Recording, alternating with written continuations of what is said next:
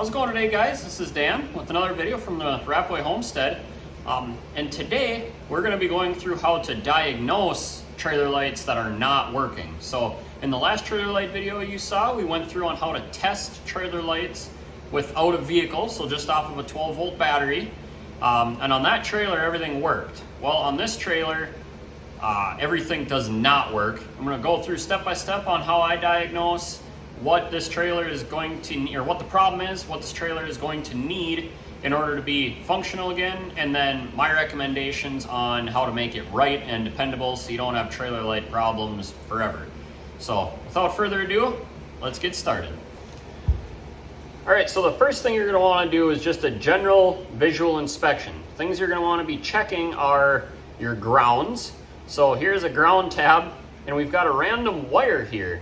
The odd thing is this wire, I don't know how well it's picking up on camera, but this wire is blue. Now, typically blue, or all the time, blue is supposed to be for your backup lights. So it's gonna be your backup lights, and then if you have surge brakes on a trailer, being this is a 5-pin flat, your blue runs off the end. If you have surge brakes, this runs the solenoid that's within the tongue that shuts off fluid when you put it in reverse, so your vehicle doesn't engage your trailer brakes as you're backing up. That this wire disengages them basically. So we know right away that we have a loose blue wire, and our white wire that's supposed to be our ground is nowhere to be found. It's not coming out of the end of the harness. It's kind of odd. So somebody that did this trailer last, already we know did two things wrong. One, they're running a 5-pin flat. There's no reason to have a 5-pin. There's no backup lights on this trailer, and it definitely doesn't have surge brakes. This is just a small jet ski trailer. This would apply to a utility trailer or anything. So that's one odd thing. So we'll have to definitely look into that. Before we dive into that, let's go around back, just take a general inspection at our lights and see kind of what condition they're in, if we see any loose wires or anything hanging back there. All right, guys, so coming around back here, you can see we've got one tail light that's broken and zip tied all together. Our 3 center lights, they look okay. And this light here is bungee corded in, so it's broken. As well as you can see we've got a hanging ground wire here that's not connected. So, you know, we definitely are gonna have some trailer light issues. So let's go up front and see if we can get these lights to work at all and kind of see what's going on. All right, so starting off back at the front of the trailer at the tongue here, we have to figure out why we don't have a white wire and why we have this blue wire. So that's clearly not correct. Now, if you look, our blue wire has been cut off flush with our connector. So whoever put this on realized they didn't need the 5-pin flat and went ahead and just cut that blue wire off. So that's kind of strange why you would have went with a 5-pin. So now we need to find our white wire, that's our ground, if you remember from the last video. If you haven't seen the last video in the trailer light wiring series, go check that video out, and then this video will make a whole lot more sense on what I'm talking about. So kind of coming back here, I already peeled, you could see there was a connector here, big bulge in the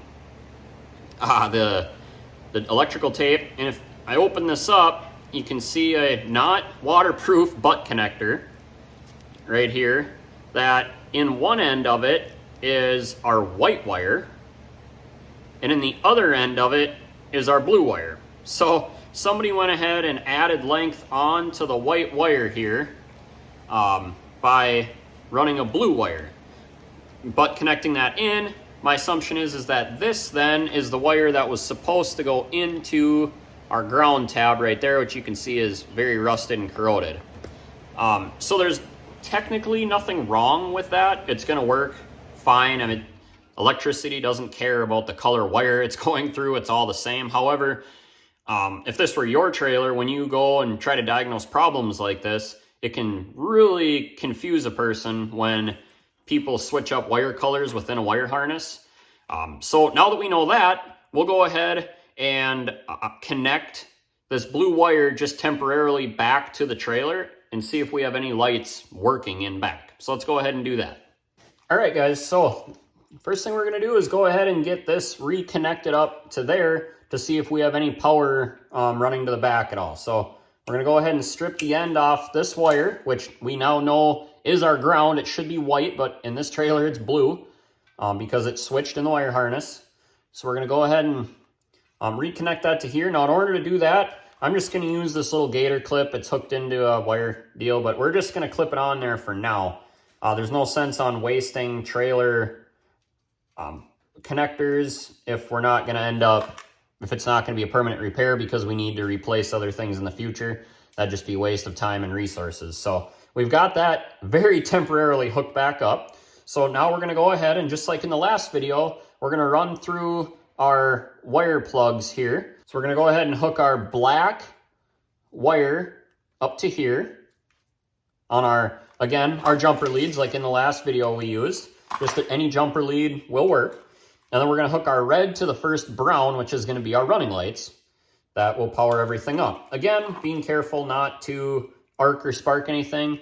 And we're just hooking it up to a 12 volt battery of any kind. Car battery, lawnmower battery, it doesn't matter. Just any charged 12 volt battery will work. So we're gonna go ahead and hook that up and we'll go to the back and see if we have any lights at all or if nothing at all seems to be working.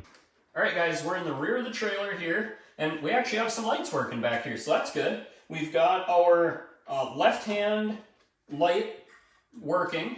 So the running light on this side works. So if your headlights were on, this light would be lit up. We've got our 3 center ones working, which is cool. These a lot of times don't work, so that's awesome.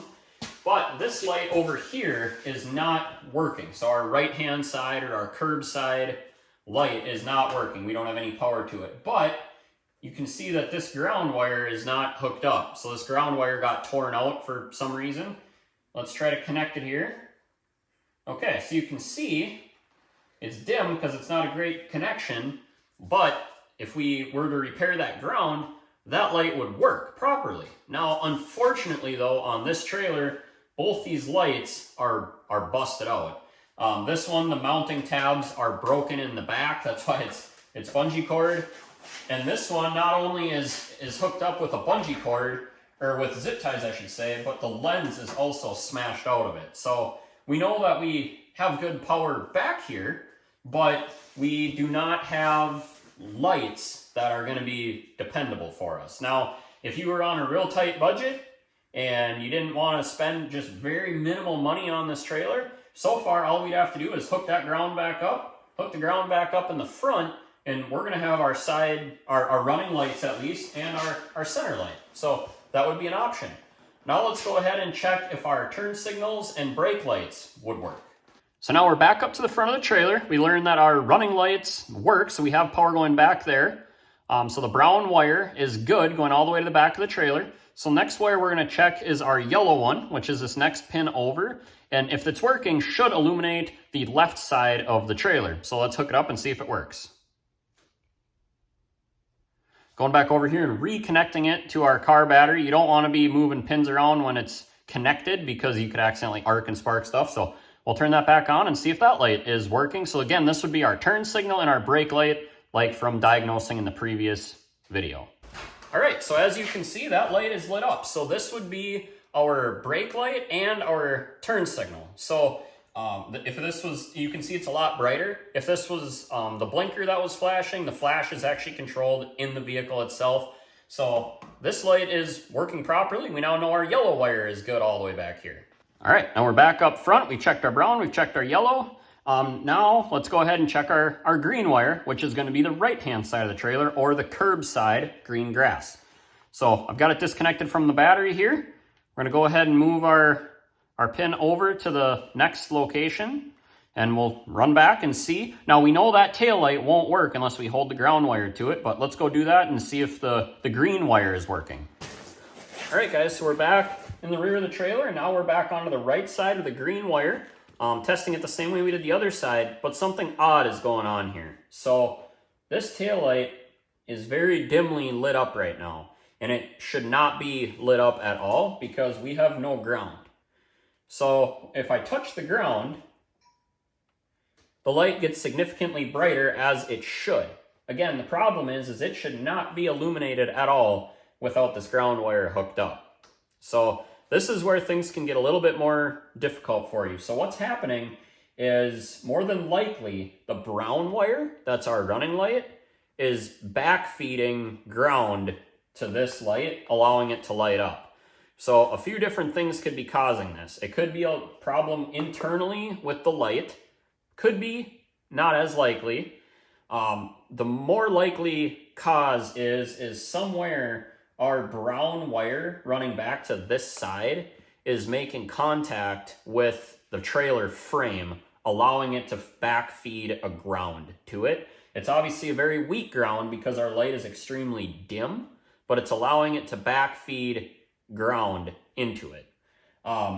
So that's going to tell us that our wire harness is bad.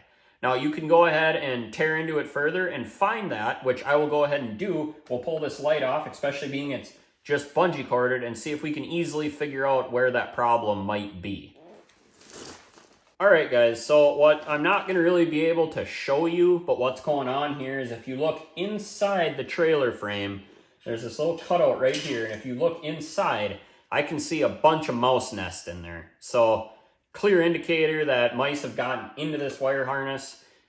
They've chewed on the wires, and this wire harness is also going to need to be replaced. You could pull the whole wire harness out, repair the section that's chewed up, and reinstall.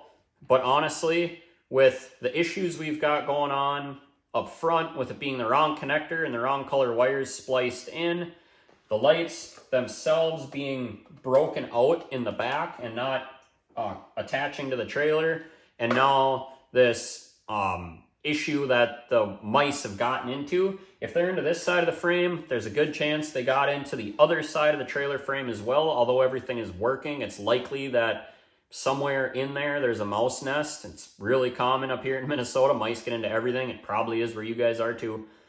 So my recommendation is going to be to go ahead and replace the taillights, both taillights, and replace that entire wire harness that runs throughout the trailer.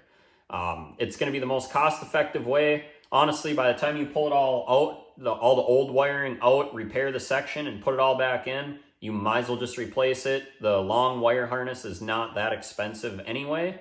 And that's going to be my recommendation to the customer. So if the customer chooses to go with that work and go that route, the next video you're going to see is me totally redoing the wiring on this trailer. We're going to start all the way up at the front of we're going to get a 4-way plug that plugs in all the way back to new taillights. We might end up keeping the center one. We might replace it. It works fine, so we really wouldn't have to replace it. But that's going to be my recommendation, is to go ahead, put all new wire harness in, all new lights, and just get this thing back up and working good. In my opinion, this is not worth patching back together and trying to salvage. It's just going to continue to give you headaches in the future. So I hope you guys enjoyed this video. I hope it was helpful. It's kind of a part 2 to what I'm now is going to turn into a 3-part video series on trailer lights. The first video I did was how to diagnose trailer lights without a vehicle, separating your tow vehicle from the trailer, which is very important.